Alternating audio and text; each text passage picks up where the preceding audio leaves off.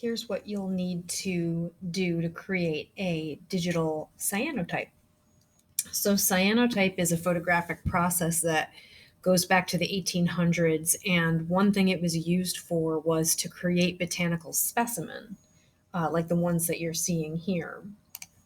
I'm at the Museum of Natural History in the UK on their site here, and what we're looking at is Anna Atkins' historic book of cyanotypes. So this is an historic process, and Anna Atkins is associated with creating the first book, and it is filled with botanical specimens. Basically, the process is putting an object on top of light sensitive paper, and the light hits the exposed paper and changes it, and anywhere where there was not light hitting the paper remains light. So these areas right here were not hit with light as comparative to the blue area. So the blue area is this chemistry that is light sensitive. It is actually sensitive to UV light, so you could expose your cyanotype paper to the rays of the sun in order for that chemical reaction to take place. Another word or technique that cyanotype uses is the photogram technique. So in a sense, cyanotypes are photograms, and it's just essentially putting objects on light sensitive paper. These black and white photograms were done in a dark room, so that kind of work happened much later after the first cyanotypes were made in the 1800s. To make your digital cyanotypes, what I did was I started with some, traditional botanical items to photograph. So you could go outside and grab some leaves off a tree or on the ground, maybe some twigs or any kind of natural material that would harken back to the historic scientific studies that were done with cyanotypes. So that's why I grabbed my plant that just happened to be sitting on my desk here, and I brought it over to my little miniature studio in the side of the room with some light, and I just photographed these images with my cell phone camera and then uploaded them to my Google Drive. So I went through and decided which shot would be the best one to use. And then I downloaded this so that I could open it up in Photoshop or Photopea. So I'm going to show you how to actually do this in Photoshop. So here's my shot in my original shot that I'm going to start my editing with, and where we're going is basically going to be looking like this. So we're going to want to see our layers palette because that's where all the work is going to happen.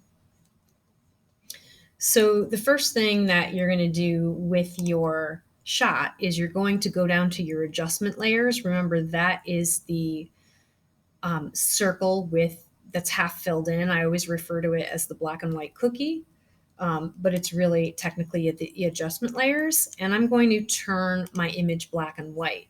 And I was really playing around with some of these presets. So as you click on them, once they're highlighted blue here in the menu, you can take your arrow keys and scroll down to find whatever version of black and white works best.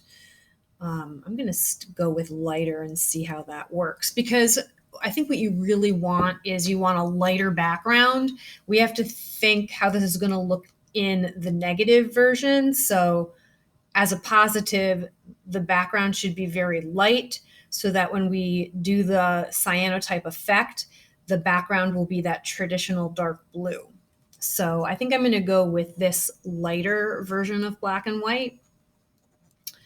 And then I'm going to close that window. So the next step is going to be to invert. So as you can see, I've got like 3 adjustment layers here that I'm working with. I already did black and white. Now I'm going to choose the invert.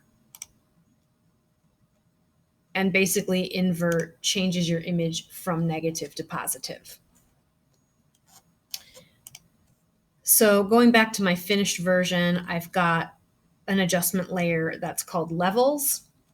And levels is another way to kind of play around with your exposure. You may or may not need this. I ended up playing around with this and decided to keep it in. That's what it looks like without levels. If I wanted to get the kind of dark blue background, then I'm keeping that levels in there, and I'll show you how to adjust that. So going back to my new image here, I'm going to go to my adjustment layers, grab my levels. And again, the reason for doing this would be to try to make your background a little bit lighter, so that when we add the blue, it's a darker blue. So depending on the exposure of your image, you may or may not need to do this. But I'm using my middle gray here and seeing if I can make that a little bit darker, so that'll be a nice dark blue. And actually there's some really nice contrast between the lighter color leaves and the background, so maybe that works for this particular image. You can play around with your darks too and see what you get. So if we go back to our finished version, now we're looking at an empty layer that goes on top that we're going to fill with the paint bucket. So you're going to get your new layer, empty layer, by clicking on the new layer button. It's the square that has the little notch. So I've got an empty layer resting on top of everything, and now I need to pick just the right color of cyan. In theory, you guys could really pick whatever color you want, but there are some really characteristic cyanotype colors, and sometimes they're like a really deep Prussian blue.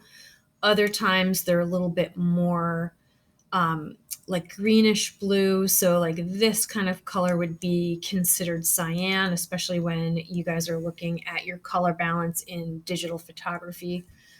This is considered a cyan color. Cyanotypes, chemistry-wise, typically are a little bit darker, and some people will refer to that as a Prussian blue. So I'm going to try to go for something like that. I'm going to maybe steer away from the purplish side. That's not necessarily what I want.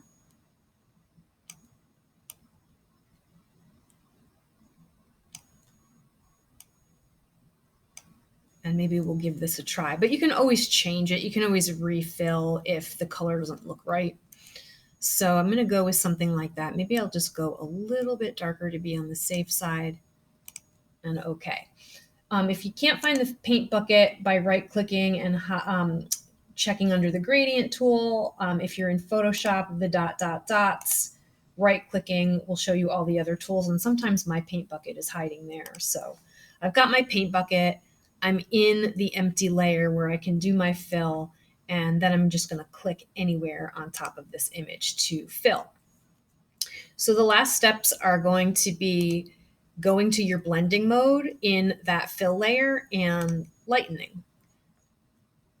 And I was looking at my work after I did my blending mode and thinking, okay, do I need to change my opacity at all?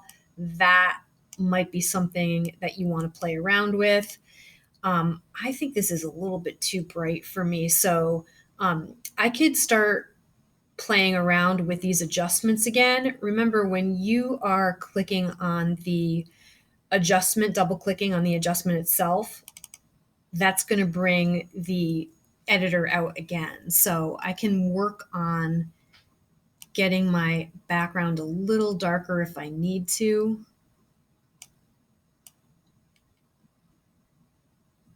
I don't want to lose the detail in my leaves, so I want to be careful of that. Let's see if I can scale that back. That's taking away my luminosity, which I do not want to lose. I found that when I first did this, I just went back and refilled with a darker color, and that made a big difference.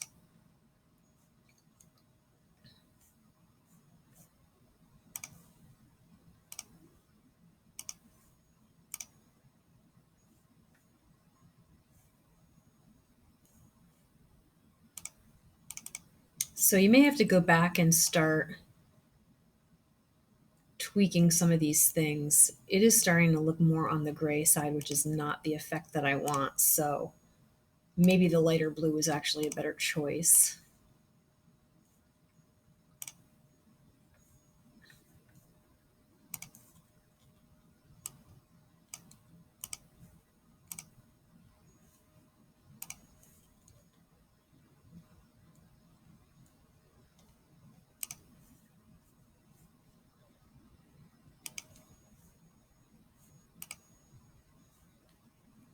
Nope, I think it's working better as a lighter blue.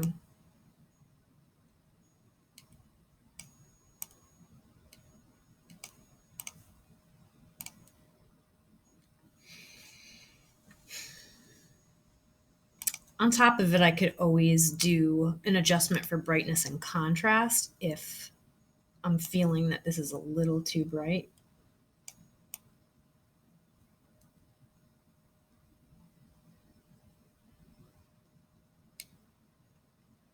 Low contrast or higher contrast, your choice.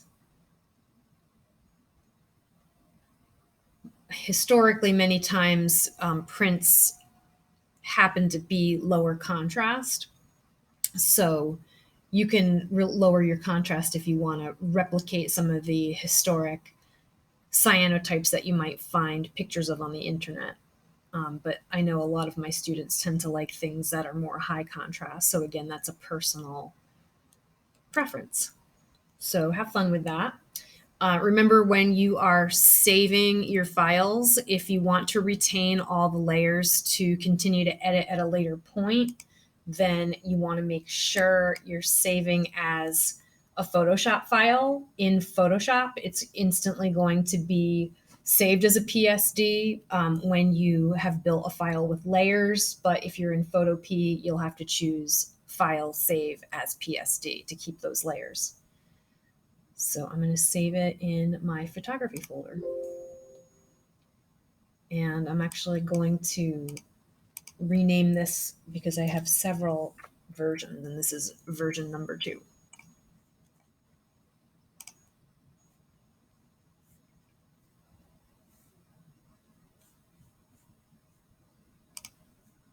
All right, so that is making a digital faux cyanotype.